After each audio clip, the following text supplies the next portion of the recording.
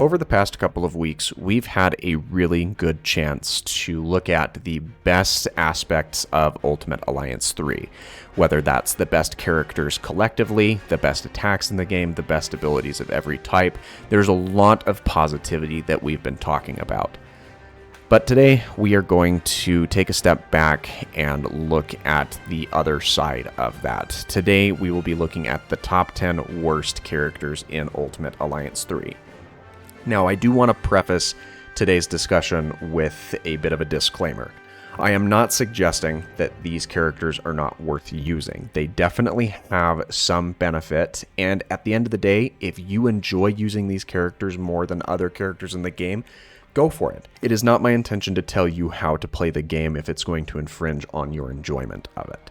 But I do feel like it's worth mentioning that there are characters that are not as worth using as other members of the cast. So we will be focusing on the characters that I feel just don't quite compare with other members of the roster. As always, if you find today's video helpful or enjoyable, make sure that you leave a like on the video, and don't forget to subscribe for that daily variety content. So without further ado, let's talk about the top 10 worst characters in Ultimate Alliance 3.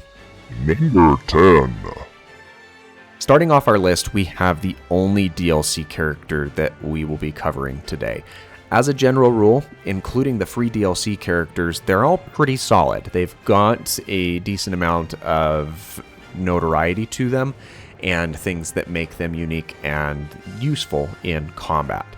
But Invisible Woman really misses the bar in a couple of spots. The biggest thing that I have as a complaint is her protective shield that she has.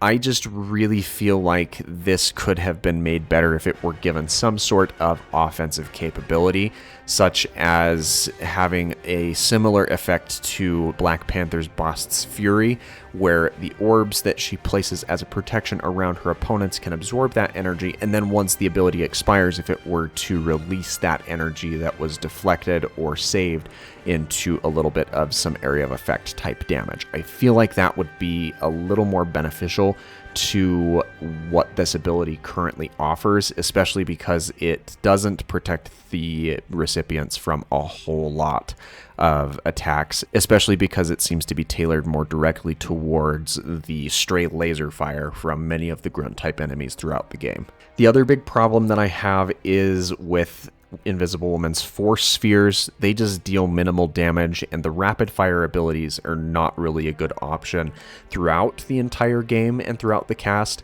and this one is really no exception. The one thing that does set it apart from other rapid fire abilities within the cast is it has the chance to encapsulate and detain some of the grunt type enemies, but that's not always a great option, and it's not a reliable counter to incoming opponents anyway. So really not a whole lot of benefit that we see out of Invisible Woman as a whole.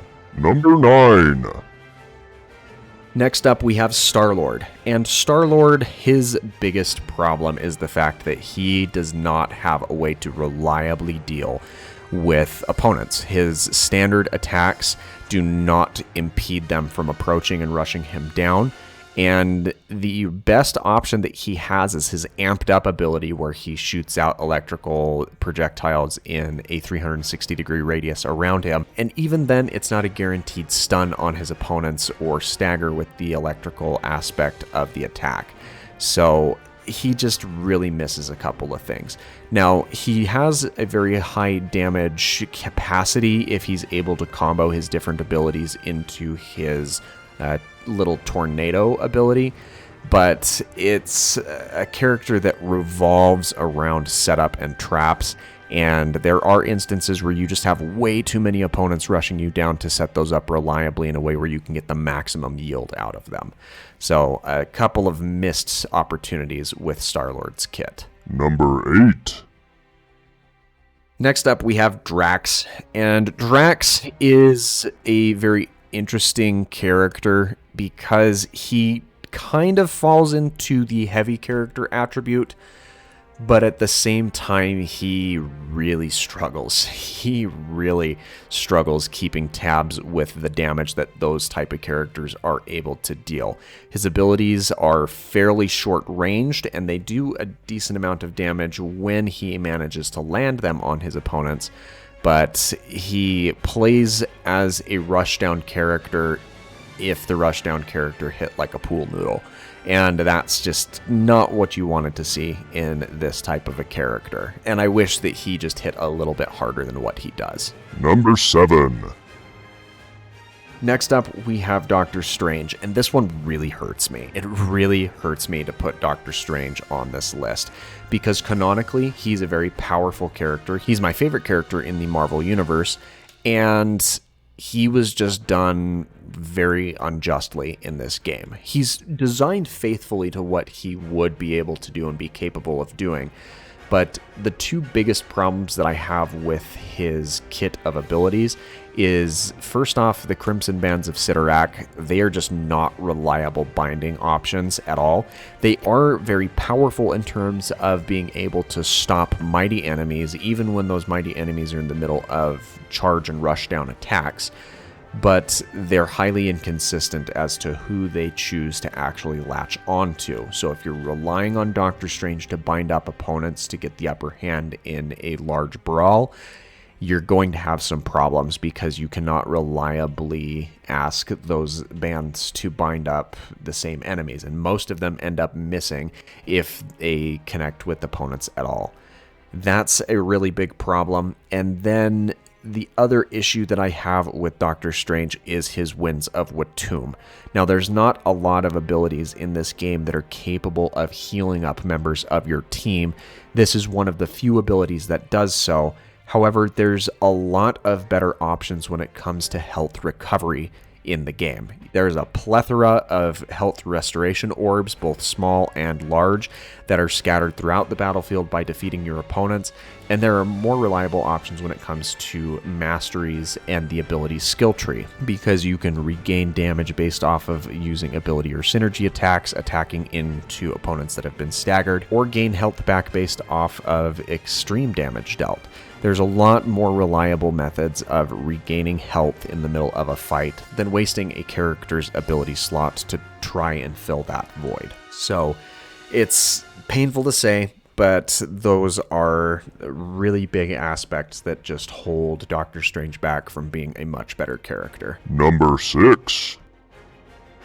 Up next, we have Black Widow. And Black Widow is another one that suffers from the case of being much better in the comics and having a wider skill set that they could have pulled from. But at the end of the day, they just made her a lot less useful and really bottlenecked her utilities in terms of what she should be capable of doing.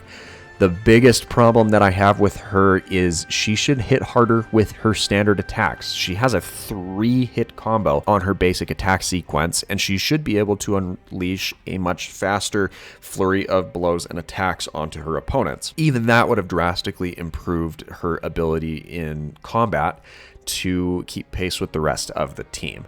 The other issue that I have with Black Widow is she has 2 abilities that are just absolutely horrendous. She has a timed explosive ability, which those are just bad in general because they deal really inconsistent damage, and the spread on those bombs will never hit enough opponents to the point where it makes it actually useful. And the other issue with her kit is, again, her rapid fire ability, because it is a lackluster ability that is semi-decent at picking off opponents that are close to being down anyway. And with that, there's other characters that can do that a lot better and also affect other opponents throughout the arena at the same time. Very disappointed with the way that Black Widow was implemented into this game. Number 5.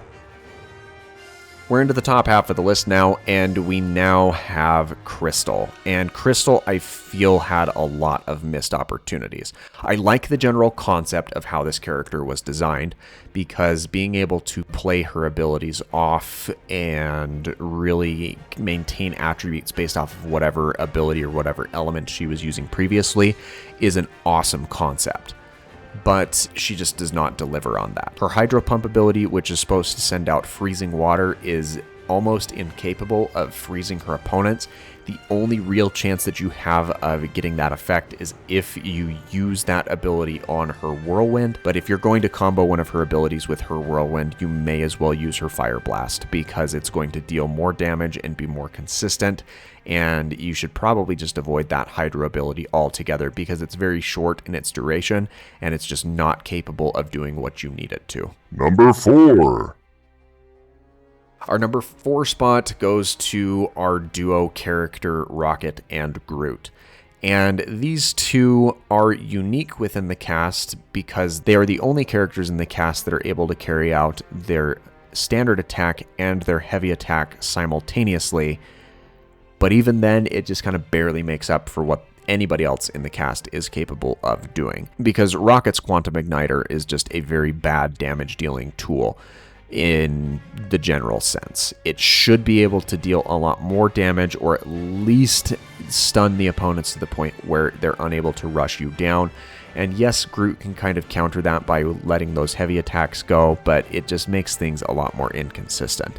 And the two abilities that are directly attributed to Rocket in terms of his Minefield and his Quantum Igniter laser, they're just really bad. They're very inconsistent at dealing damage, and you really have to be particular about the Quantum Igniter because he doesn't auto hone in to his opponents while using that.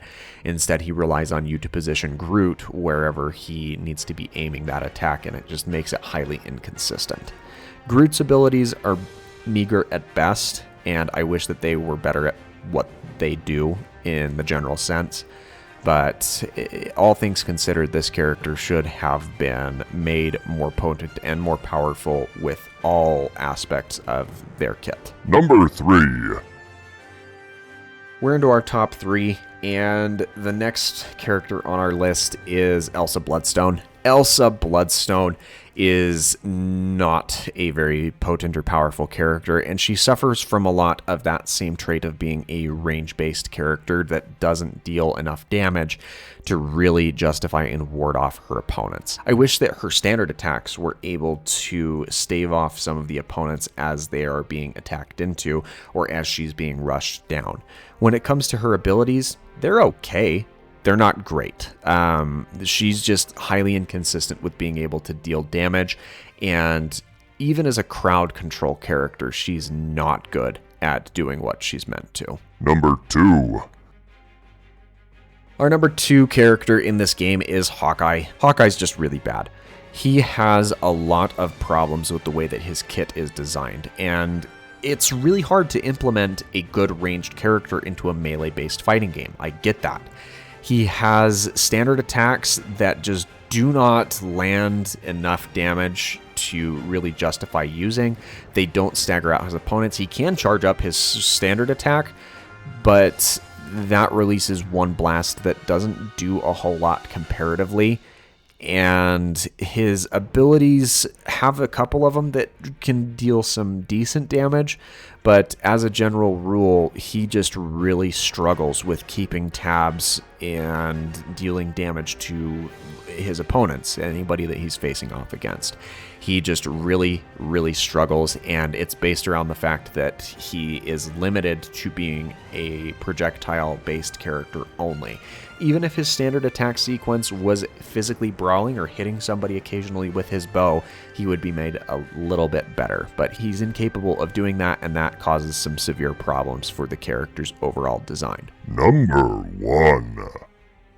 And the number 1 worst character in this game should come as no surprise to anyone. It's Scarlet Witch. She really has trouble with her entire kit. And the biggest problem that I've been able to identify is the fact that she was meant to be a support type character, and the developers didn't really commit to that option. She has an ability that's able to heal her teammates, which, as we mentioned with Doctor Strange, it wasn't really necessary in terms of having that type of an option. And only one of her abilities is able to be synergized with the rest of the team, and that ability is really bad. As a matter of fact, when it comes to Scarlet Witch, she's the character that you want to refrain from powering up her abilities on, because you don't have enough orbs in order to upgrade the abilities of everyone in the cast to their maximum potency. So don't bother giving any of those upgrades to Scarlet Witch. Save them for everyone else, literally anyone else, because she just has problems and struggles with dealing damage, with getting away from opponents, with any aspect of her kit. She just consistently struggles. And I could probably make a whole 10-minute video just talking about the issues and problems and how the character would need to be redesigned to be made even relatively useful. But what do you think? Do you feel like there's other characters in the game that should have been placed on this list? Or do you feel like there's talking points that I looked over for anyone that is current that should boost them up a little bit higher? Be sure to let me know what your thoughts are in the comments down below. Again, if you've made it this far into the video, please subscribe for that daily variety content. And I hope that you have an absolutely fantastic rest of your day.